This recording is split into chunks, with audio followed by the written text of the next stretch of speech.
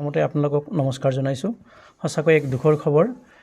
ডিচেম্বৰ মাহৰ 12 তাৰিখ অৰ্থাৎ মঙলবাৰে ৰাতি 12:30 বজাত আমাৰ ABCত অৱস্থিত এডমিনিষ্ট্ৰেটিভ অফিচ SBIত আমাৰ জুই লেলিকা নিশাই আৱৰি ধৰিলে। আৰু অৱশ্যে প্ৰথমতে এইটো আমি জানিব পৰা মতে সোহাম এম্পৰিয়ামৰ 2nd ফ্ল'ৰত লাগিছিলে। তাত অৱশ্যে আমাৰ ব্ৰাঞ্চৰ কোনো শাখা নাই। তাৰ পৰা জুই লেলিহা নিশাই আমাৰ 3rd ফ্ল'ৰত অৱস্থিত 4th ফ্ল'ৰ 5th ফ্ল'ৰ আৰু 6th ফ্ল'ৰত আমাৰ যি SBIৰ অফিচ আছিলে সেইখিনিত জুই লেলিহানে আৱৰি ধৰে। আৰু নিশ্চয় কাষ্টমাৰখিনি ভয় খাবই পাৰে। এইটো মানৱীয় এক প্ৰৱণতা। যিহেতু তাত জুই লাগিছে, যিবোৰ কাষ্টমাৰৰ তাত লোনৰ ফাইল হওক বা গ'ল্ড তেওঁলোকৰ ছিকিউৰিটি হিচাপে আছে, সেইখিনি কাষ্টমাৰ নিশ্চয় ভয় খাবই।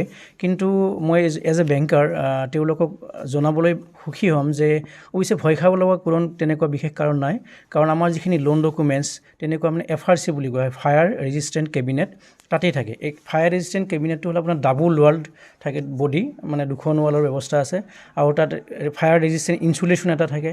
আৰু তাত এটা গ্ৰুপ থাকে যিটো আমাৰ কেবিনেট, সেই গ্ৰুপটোৱে কি কৰে, ইনফ্লেম বা তাত আপোনাৰ ফিৰিঙতি সোমাব নোৱাৰে, তাত গেছ সোমাব নোৱাৰে। গতিকে আল্টিমেটলি তাৰ ভিতৰত যিখিনি বস্তু থাকে পূৰা ছিকিউৰ্ড হৈ থাকে। আৰু ফায়াৰ প্ৰেপ ৰেজিষ্টেণ্ট কেবিনেটটো এনেকুৱা হয়, ই 1000 ডিগ্ৰী চেণ্টিগ্ৰেডলৈকে প্ৰটেক্ট কৰিব পাৰে, অৰ্থাৎ 1000 ডিগ্ৰী চেণ্টিগ্ৰেডলৈকে মানে প্ৰটেক্ট কৰিব পাৰে। গতিকে সিমানখিনিলৈকে আমি ভয় খাব লগা বিশেষ একো নাই বুলি মই ভাবোঁ।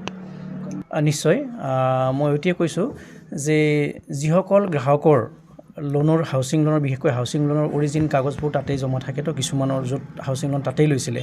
গতিকে তেওঁলোক হয়তো শংকিত হৈ আছে যে মোৰ মাটিৰ অৰিজিন কাগজখিনি তাত জুইত জাহ গ'ল নেকি।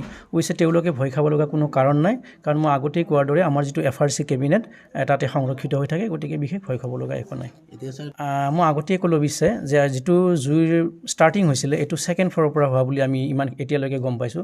2nd ফ্ল'ৰত আমাৰ কোনো SBIৰ শাখা নাই। 2nd ফ্ল'ৰৰ পৰা হোৱা বুলি আৰম্ভণি হোৱা বুলি আমি জানিব পাৰিছোঁ।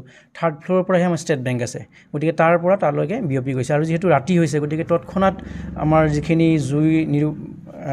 জুই নুমাব পৰা যিটো ব্যৱস্থা আছে ইমান পটককৈ কৰিব পৰা নাযায়। তথাপি আমাৰ প্ৰশাসনে যিমান তাড়াতাড়ি কৰিব পাৰি, যিমান সোনকালে এইটো সমাপন কৰিব পাৰি সেইখিনি চেষ্টা কৰিছে।